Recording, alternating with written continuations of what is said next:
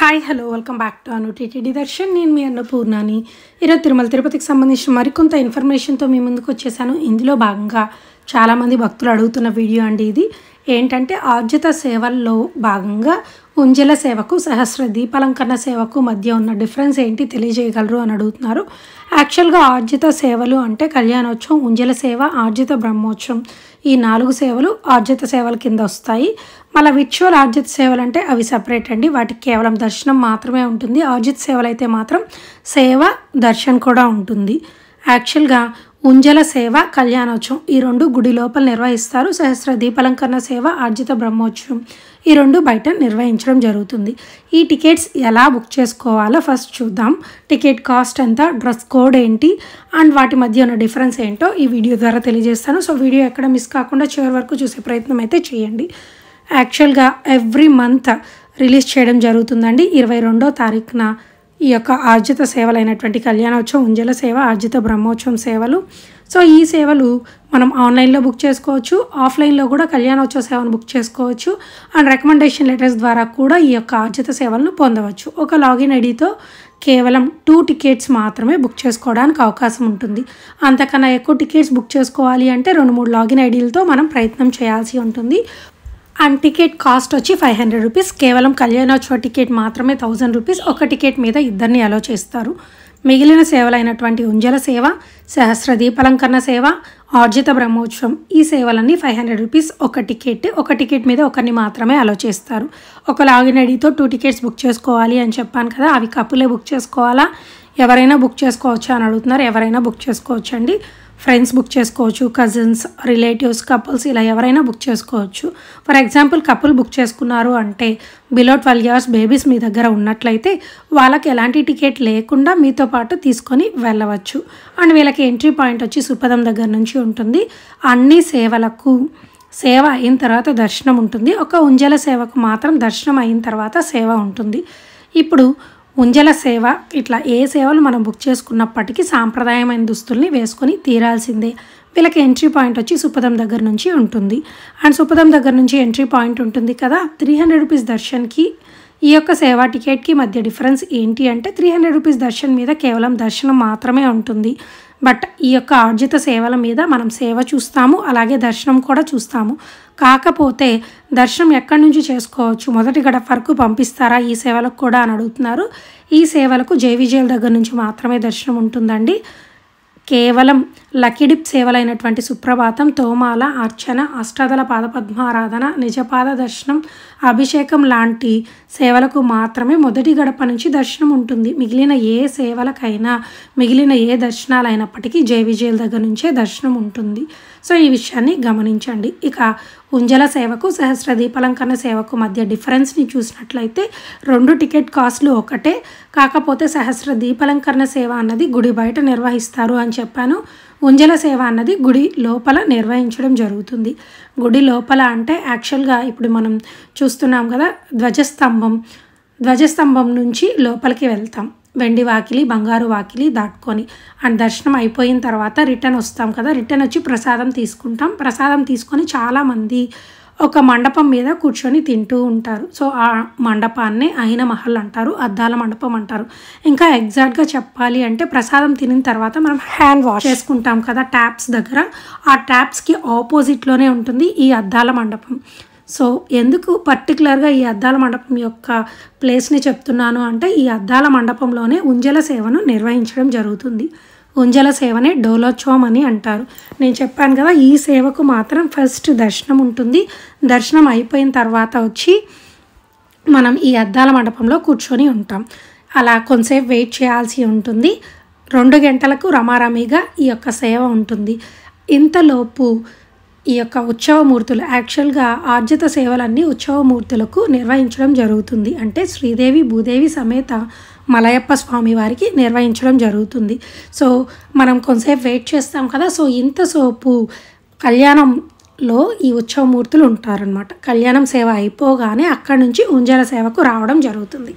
ఉంజల సేవలో భాగంగా అద్దాల మండపంలో ఒక ఉయ్యాల ఉంటుంది. ఆ ఉయ్యాల్లో శ్రీదేవి భూదేవి సమేత మలయప్ప స్వామి వారిని కూర్చొని పెట్టి మేళ తాళాల నడుమ, మంగళ వాయిద్యాల నడుమ దేవతామూర్తులు ఉయ్యాల్లో ఉంజల సేవ నిర్వహిస్తూ ఉంటారు, భక్తులు వీక్షిస్తూ ఉంటారు. ఇలా ఈ సేవ కొంచెం సేపే ఉంటుందన్నమాట. 10 to 15 minutes లోపల సేవ అయిపోతుంది. ఇలా ఉయ్యాలు ఊపిన తర్వాత ఒక్కొక్కరిని అద్దాల మండపంలోకి అలో చేస్తారు. ఇది మనం బాగా గమనించవలసింది ఏంటంటే, ఇప్పటి వరకు మనం ఉత్సవమూర్తులకు జరిగే సేవను డైరెక్ట్గా చూస్తాం. అద్దాల మండపంలో ఒక్కసారి ఎంటర్ అయిన తర్వాత చుట్టూ అద్దాలు ఉంటాయి, మధ్యలో దేవతామూర్తులు ఉంటారు.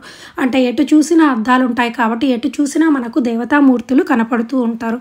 ఈ యొక్క సేవలో స్పెషాలిటీ అదే అనమాట. మనం అద్దాల మండపంలోకి వెళ్ళిపోయిన తర్వాత అద్దాల గుండా ఎటువైపు చూసినా మనకు దేవతామూర్తులు అన్నవి కనపడుతూ ఉంటాయి. అలా ఈ దేవతామూర్తుల చుట్టూ అద్దాల మండపంలో ఒక రౌండ్ వేసుకొని అక్కడ చక్కెరతో చేసిన ప్రసాదం ఇవ్వడం జరుగుతుంది. సో ఆ ప్రసాదం తీసుకున్న తర్వాత బయటికి రావడం జరుగుతుంది. ఇది ఉంజల సేవ. ఇక సహస్ర దీపాలంకరణ సేవకు వచ్చినట్లయితే ఈ సేవ గుడి బయట నిర్వహిస్తారు అని చెప్పాను కదా.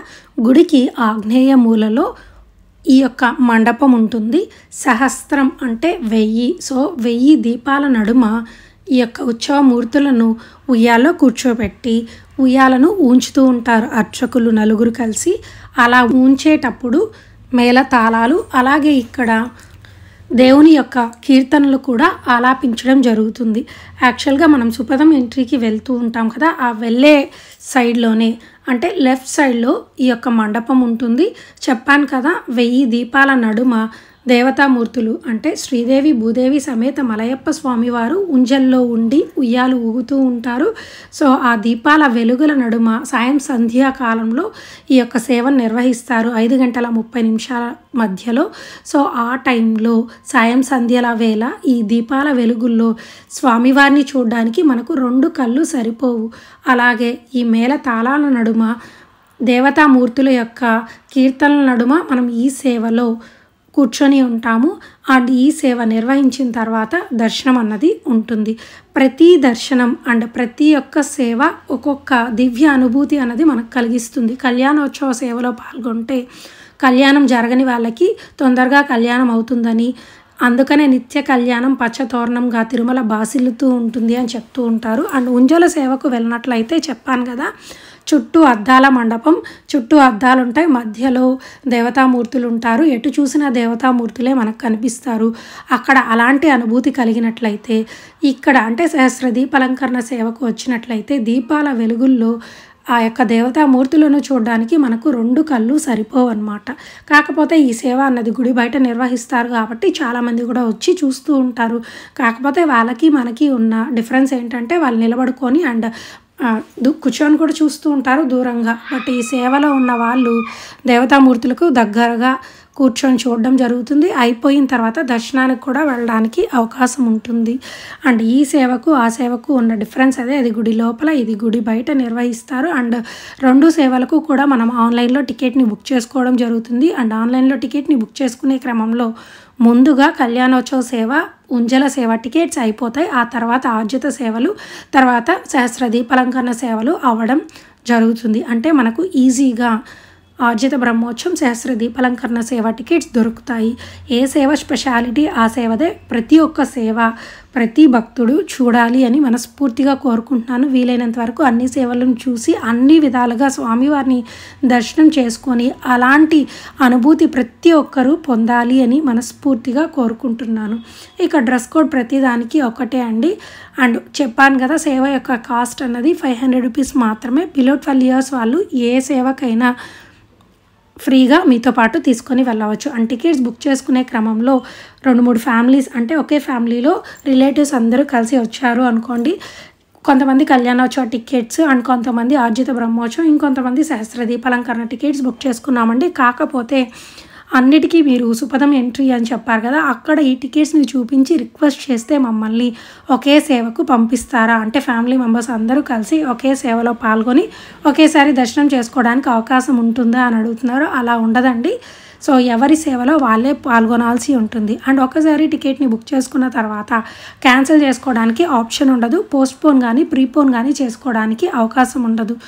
ఎందుకు చెప్తున్నానంటే చాలామంది మేము టికెట్ని బుక్ చేసుకున్నామండి, కొన్ని అనివార్య కారణాల వల్ల వెళ్ళలేకపోయాము. సో ఆ టికెట్ మీద ఇప్పుడు అలో చేస్తారా అని అడుగుతున్నారు. అలా చేయరండి. ఒకసారి మీరు టికెట్ని బుక్ చేసుకున్న తర్వాత మళ్ళీ 6 months వరకు ఏ టికెట్స్ని అంటే ఫర్ ఎగ్జాంపుల్ ఇప్పుడు కళ్యాణోత్సవం బుక్ చేసుకున్నారు అనుకుందాం. మళ్ళీ 6 months తర్వాత ఇంకేదైనా సేవకు బుక్ చేసుకోవాలి. అవి లక్కీ డిప్ సేవలైనప్పటికీ ఆర్జిత సేవలైనప్పటికీ ఒకటే రూల్ అన్నది ఉంటుంది. సో ఈ విషయాన్ని గమనించండి. ఎందుకంటే మీ ఆధార్ కార్డ్ని బ్లాక్ చేస్తారు కాబట్టి మళ్ళీ మీరు ఏ టికెట్స్ని బుక్ చేసుకోవడానికి అవకాశం ఉండదు. అదే 300 రూపీస్ దర్శనం లేదా అకామిడేషన్ అనుకోండి, 30 days గ్యాప్ అంటే 1 month తర్వాత మళ్ళీ బుక్ చేసుకోవడానికి అవకాశం ఉంటుంది. అదే ఆర్జిత సేవలు అయితే మాత్రం 6 months గ్యాప్ ఉండాలి. ఎందుకంటే చాలామంది ఆర్జిత సేవలను బుక్ చేసుకోవడానికి ప్రయత్నం చేస్తూ ఉంటారు. ఆర్జిత సేవలు అన్నవి లిమిటెడ్ సీట్సే ఉంటాయి కాబట్టి ప్రతి ఒక్కరికి ఆర్జిత సేవ టికెట్ తగలాలి అన్న ఉద్దేశంతో ఈ రూల్ని తీసుకురావడం జరిగింది. సో ఈ వీడియో ద్వారా మీకు ఉన్న అన్ని డౌట్స్ని క్లారిఫై చేశాను అనుకుంటున్నాను. ఇంకేమైనా మిస్ చేసి ఉంటే మీరు కామెంట్ రూపంలో అడిగినట్లయితే సమాధానం చెప్పే ప్రయత్నం అయితే చేస్తాను. ఈ వీడియో కానీ మీకు నచ్చినట్లయితే మీ ఫ్రెండ్స్ రిలేటివ్స్ కూడా షేర్ చేయండి. మరొక మంచి వీడియోతో మళ్ళీ కలుసుకుందాం. అంతవరకు సెలవు. నమస్కారం. ఓం నమో వెంకటేశాయ.